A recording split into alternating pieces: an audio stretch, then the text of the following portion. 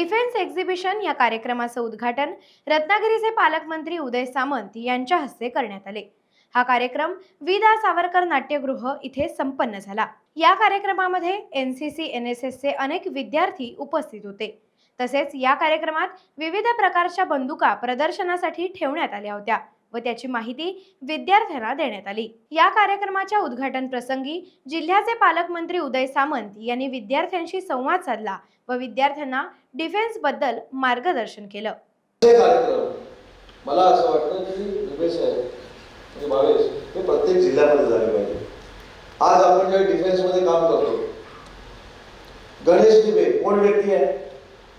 मी जे सांगितलं की कोणीही माणूस याच्यामध्ये मोठं होऊ शकतो जर निष्ठा असेल आणि आत्मीयता असेल। गणेश दिवे आहेत कोण? गणेश दिवेंच्या कुटुंबाचा व्यवसाय, बरोबर ना दादी साहेब? सोलापूरच्या गावामध्ये उसाचा रस विकण्याचा होता। ज्याच्या शब्दाला राजनाथ सिंह साहेबांकडे ताकद आहे, त्यांच्या शब्दाला आज तिथल्या राज्यमंत्र्यांकडे ताकद आहे, आमच्या मुख्यमंत्र्यांकडे ताकद आहे, उपमुख्यमंत्र्यांकडे ताकद आहे, माझ्याकडे देखील ते कधी मित्र म्हणून येऊन बसू शकतात। अशी व्यक्ती शेतकरी कुटुंबातली आहे आणि आज त्यानं स्वतःच्या ताकदीवर डिफेन्सचं नाव, महाराष्ट्राचं नाव जगाच्या पातळीवर नेलेलं आहे। असा गणेश दिवे आज आपल्या रत्नागिरीमध्ये 1000 कोटीची इन्व्हेस्टमेंट करतोय आणि 1000 लोकांना तो रोजगार देणार आहे। ही मुहूर्तमेढ आहे मुंबईकरांना तिकडे न जाता इथं थांबण्याची। माझ्या रत्नागिरी जिल्ह्यातली मुलं ही जास्तीत जास्त पोलिसांमध्ये जावी यासाठी डीपीसी मधून मी पैसे खर्च करायला तयार आहे। तुम्ही मला प्लॅन द्या, उद्याच्या उद्या मी त्याला पैसे मंजूर करतो। पुढच्या भरतीमध्ये स्वतःच्या ताकदीवर, स्वतःच्या मेहनतीवर 19 नाही जी भरती होईल त्याचे 80% विद्यार्थी रत्नागिरीतले असले पाहिजे, यासाठी आपण सगळ्यांनी आज आपल्याकडे 15,000ची नोकरी आहे। ही 15,000ची नोकरी न करता आपण 20,000ची नोकरी मुंबईला जाऊन करतो, पण तिथं स्वतःवर आपण 15,000 रुपये खर्च करतो आणि घरी 5,000 रुपये पाठवतो। जर रत्नागिरीमध्ये 15,000ची नोकरी केली तर 3,000 रुपये आपल्यावर खर्च होतील, पण 12,000 आपल्या आई वडिलांकडे देऊ। हा विचार आपण का करत नाही? आणि हा विचार करण्यासाठी आजच्या या कार्यक्रमाचं नियोजन केलेलं आहे। उद्योगरत्न पुरस्कार झाला, त्यांना उद्योगरत्न पुरस्कार सगळ्यांना जाऊन घरी दिला, बाकीचे उद्योगरत्न पुरस्कार झाले आणि त्याच्यानंतर 15 दिवसानंतर स्वतः त्यांच्या मॅनेजमेंटचा फोन आला आणि त्यांनी मला विचारलं की रतनजी टाटा, त्यांना सगळेच लहान मुलापासून म्हणजे शिपायापासून चंद्रशेखर साहेबांपर्यंत सगळे त्यांना बॉस म्हणतात आणि त्यांची खासियत अशी आहे, जो त्याला भेटेल त्याला रतनजी बॉस म्हणतात। इतका जमिनीवर असलेला तो माणूस आहे। मला त्यांनी बोलून घेतलं, मला म्हणाले काय पाहिजे आणि हा उद्योगरत्न पुरस्कार मला का दिला असेल फक्त मला सांग, बाकी उद्योगरत्न पुरस्कार मी स्वीकारला।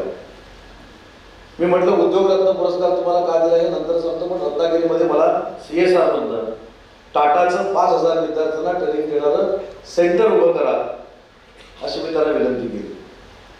ते म्हणाले बघा करतो, CSR देतो, पण थोडंफार तुमचं पण काहीतरी असलं पाहिजे। आता काय होतं, सगळं फुकट फुकट ते पौष्टिक आहे।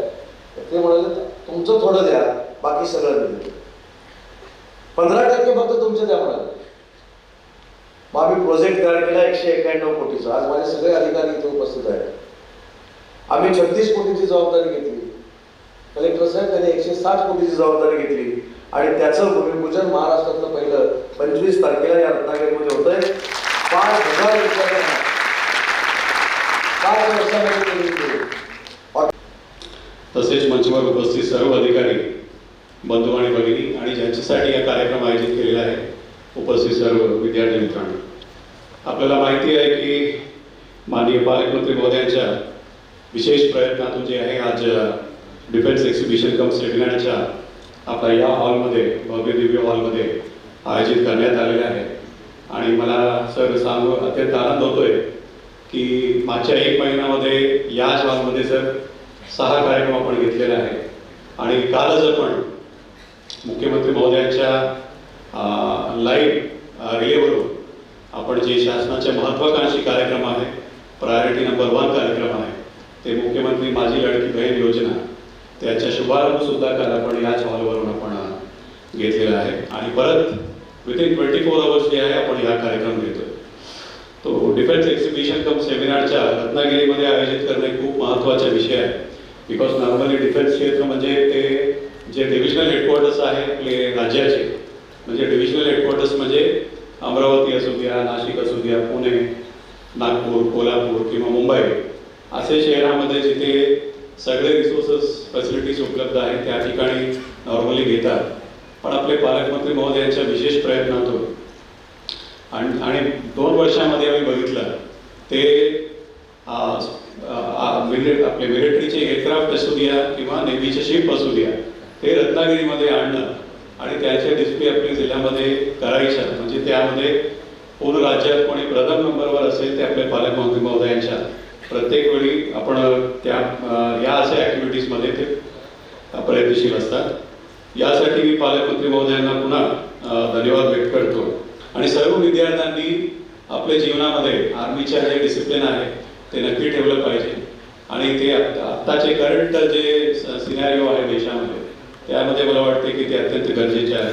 पुन्हा मी एकदा MIDCचे ऑर्गनायझर्स जे आहे त्यांच्यासुद्धा धन्यवाद व्यक्त करतो की अत्यंत चांगले कार्यक्रम ऑर्गनाईज केलेले आहेत आणि पालकमंत्री महोदयांना सुद्धा विशेष आभार व्यक्त करतो की असा कार्यक्रम सर आणखी मोठ्या स्केलवर आपल्या जिल्ह्यामध्ये पुढच्या येणाऱ्या काळामध्ये आपण करूया सर आणि त्या अनुषंगाने आपण करूया. या सगळ्यांसाठी मी इथे उपस्थित असलेले सर्वांचे धन्यवाद व्यक्त करतो आणि माझे 2 शब्द संपतो. जय हिंद, जय महाराष्ट्र. पुनरावृत्तांची भूमी आहे.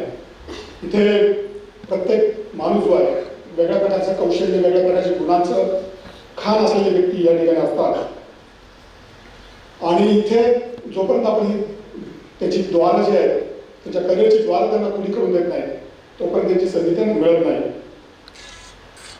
मध्यंतरी तर आम्ही 10वी 12वीच्या परीक्षा घेतल्या आणि कलेक्टर साहेबांनी आम्ही कॉपीमुक्त परीक्षा घ्या अशा प्रकारचा अभियान शासनाने चालवलं पूर्ण राज्यभरात आणि आपल्याला सांगायला अभिमान वाटतो सर. पूर्ण राज्यभरामध्ये पोलिसांचा बंदोबस्त शाळांमध्ये लावावा लागतो. कुठल्या प्रकारची कॉपी होऊ नये, कुठल्या प्रकारचा त्या ठिकाणी चिठ्ठ्या चपाट्यांचा वापर होऊ नये. तर मला अभिमानाचं या ठिकाणी सांगावं लागतं. कलेक्टर साहेब त्याचे साक्षीदार आहेत. इथं आम्हाला कुठल्या प्रकारचा बंदोबस्त द्यावा लागत नाही, कुठल्या प्रकारची कॉपी कुठल्या शाळांमध्ये होत नाही. त्याचं कारण असं आहे इथल्या शाळांचा गुणवत्ता जी आहे तिथला दर्जा जो आहे तो अत्यंत उत्कृष्ट आहे. इथे शिकणारे विद्यार्थी जे आहेत ते अत्यंत उत्कृष्ट अशा प्रकारची गुणवत्ता घेऊन या ठिकाणी अशा शाळांमध्ये शिक्षण घेत आहेत. पालक तेवढ्याच प्रामाणिकपणे त्याच्या पाठीशी उभे राहत आहेत. म्हणून अशा प्रकारचे उच्च गुणवत्ता असलेले विद्यार्थी या ठिकाणी आपण निर्माण करतो आहोत. मित्र, यश आपलंच आहे. आपल्याला मुंबईचा ओढा आपल्याला सर्वांना कमी करावा लागेल. 12वी झालं, ग्रॅज्युएट झालं की लगेच मुंबईला जाऊन कुठेतरी छोटा मोठा जॉब पकडायचा, याचा आपला ओढा आपला थांबला पाहिजे. त्याच्याबद्दल आपली जे आकर्षण आहे थांबलं पाहिजे. तिथलं जे जीवन आहे आपल्याला वाटत असेल की ती चमक धमक आहे आणि ते आयुष्य ते नाही. आपल्याला वेगवेगळ्या प्रकारचं करिअर आपल्या सर्वांना केलं पाहिजे. मी पुन्हा एकदा आपल्या सर्वांचं या ठिकाणी अभिनंदन करतो की आपण आज रविवार असूनही मोठ्या संख्येने या ठिकाणी आला.